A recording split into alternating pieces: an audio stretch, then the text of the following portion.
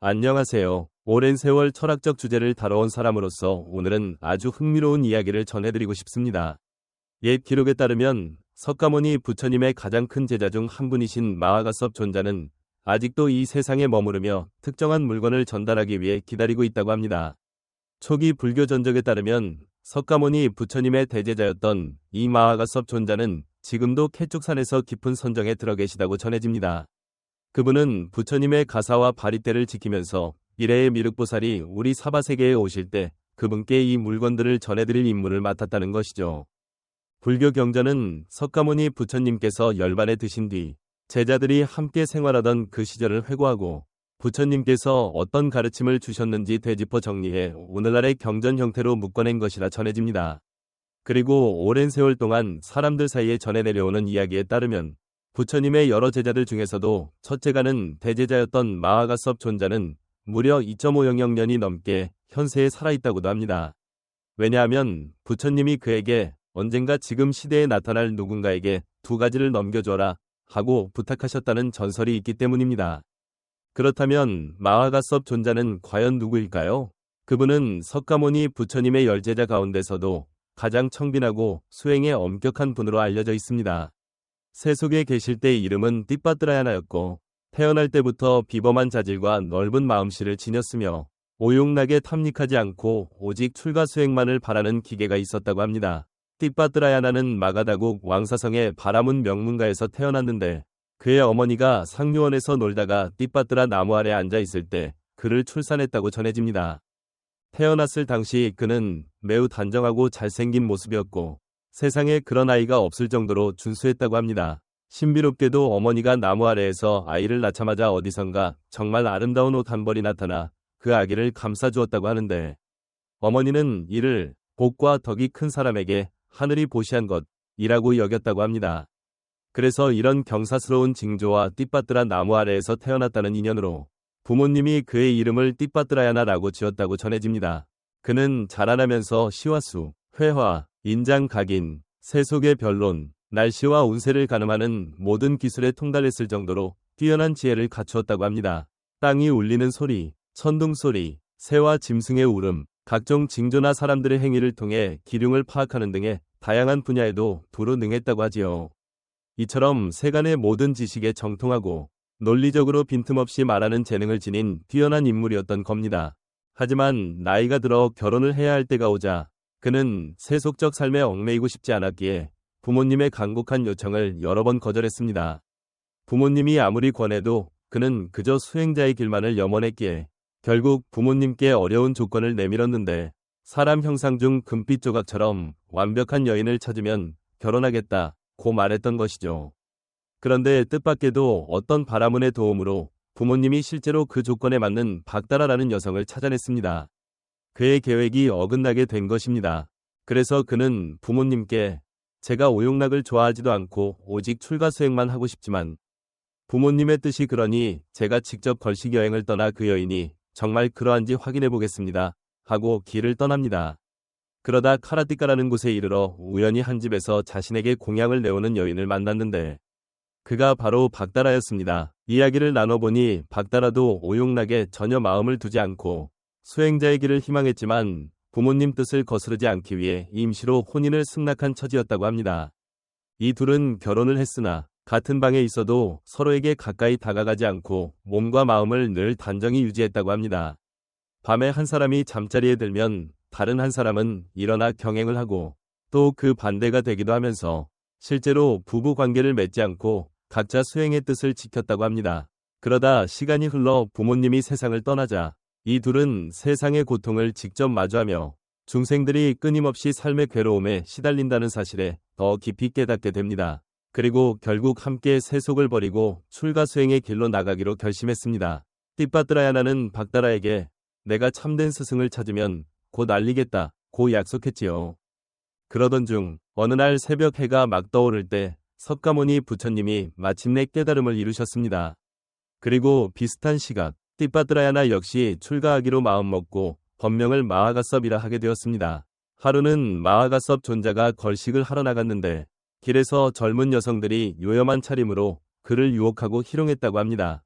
하지만 마하가섭 존자는 조금도 흔들리지 않았고 오직 스승을 찾아 수행의 길을 가겠다는 결심만 굳게 지켰습니다. 그러다가 어느 순간 석가모니 부처님께서 선정에 들어 계신 광경을 보고 가슴이 벅찰 정도로 드디어 스승을 찾았다. 무상정등정각을 이루신 분을 배웠다. 라며 환희에 찼습니다. 그리고 곧장 부처님께 가서 제가 부처님의 제자가 되겠습니다. 저를 제자로 받아주십시오. 라고 간청했고 이내 출가 수행자로서 부처님의 가르침을 받게 되었지요. 그렇게 스승을 찾은 뒤 그는 밤낮 없이 정진하여 머지않아 아라한의 경지에 올랐으며 당시 부처님은 그를 수행 고행의 가장 엄격한 제자라며 매우 높이 평가하셨습니다. 또 그때가 되자 마하가섭 존자는 과거에 박다라와 했던 약속을 떠올려 선정력으로 그녀가 외도의 길을 걷고 있음을 알게 됩니다. 그래서 그를 다시 돌아오게 하기 위해 직접 찾아가 가르침을 전했는데 결국 박다라도 부처님께 귀의하여 비구니가 되고 다시 얼마 지나지 않아 아라한의 경지에 도달하게 되었습니다. 그녀는 비구니들 사이에서 과거생을 꿰뚫어 아는 능력이 뛰어난 분으로 존경받았다고 합니다. 이렇게 두 사람이 함께 부처님을 공경하며 가르침을 널리 전했고 이후 석가모니 부처님께서 열반에 드신 뒤 마하가섭 존자는 제1차 경전 결집을 주재했다고 전해집니다.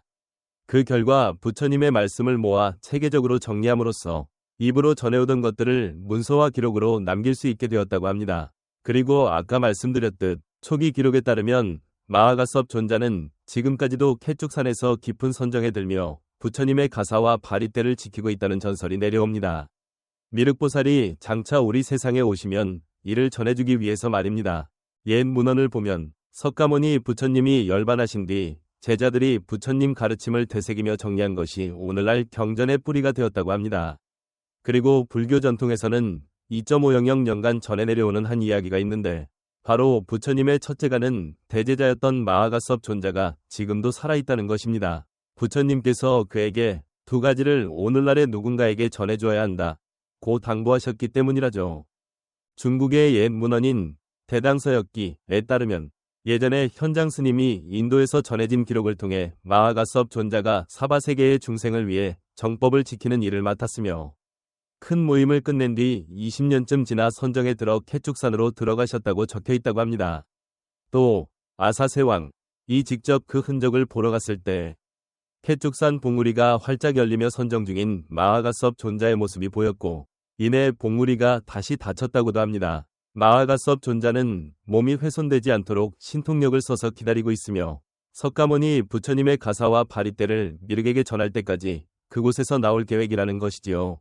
캐축산 남서쪽 천축봉 부근에는 커다란 암벽이 두 개의 문짝처럼 맞물린 화수문이라는 곳이 있는데 전설에 따르면 마하가섭 존자가 바로 이 바위문 뒤에서 선정에 들어있다고 합니다. 미래의 미륵보살 혹은 법륜성왕으로 오실 분이 등장하면 그분께 부처님의 가사와 바리떼를 전해드릴 것이라는 얘기입니다. 석가모니 부처님께서는 말법 시대에 자신이 전한 가르침이 사람을 더 이상 제도할 수 없을 때 미륵 혹은 법륜성왕으로 불리는 미래 부처가 내려와 끊지 않는 방식의 수행법을 전할 것이라고 예언하셨다는 기록도 전해집니다. 이런 내용은 불교뿐만 아니라 오래된 중국 예언서에도 미륵이 내려와 중생을 구제한다는 이야기가 나옵니다. 특히 명나라 시절 류바오원이라는 인물이 남긴 예언에 따르면 미륵이 세상에 내려올 뿐만 아니라 그 모습이 어떠한지에 대한 묘사까지 있다고 전하지요. 소변가라는 글에는 명태조 주원장이 훗날 일어날 역사들을 묻고 류바오원이 답해주는 내용이 있는데 청왕조가 나타나고 그 뒤 망하고 군웅이 일어나고 또 미래에는 미륵이 세상에 내려와 진정한 가르침을 펼치게 된다는 식의 큰 흐름이 예언돼 있다고 합니다. 그 예언 속에서 하늘의 비밀이 이미 많이 드러났으니 때가 되면 진상이 활짝 펼쳐질 터이니 세상 사람들이 깨달아야 한다는 경고도 담겨 있는데 여기에는 도대체 누가 그 가르침을 전하는가? 라는 궁금증에 대해 중이 아니면서도 중이 모습을 하지 않았고 성전이나 절에서 태어난 이도 아니다. 평범한 백성의 집에서 태어났으나 무언가 특별한 뜻을 지닌 이가 일어나 진짜 미륵의 길을 펼칠 것이다. 라는 취지로 적혀 있다고 합니다.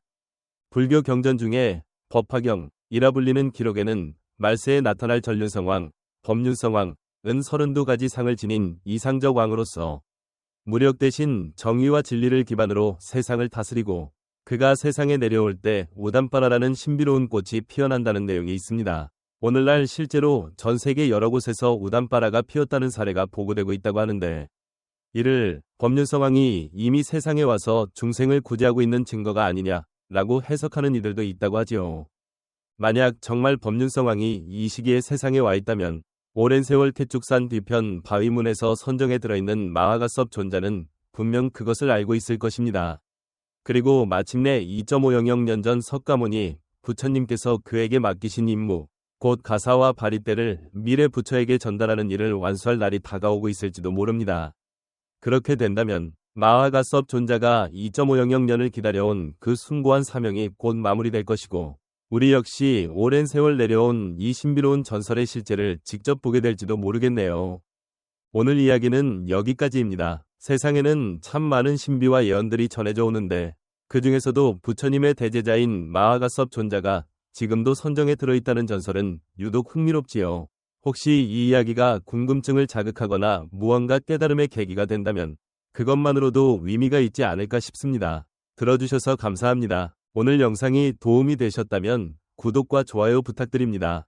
끝까지 경청해주셔서 감사합니다.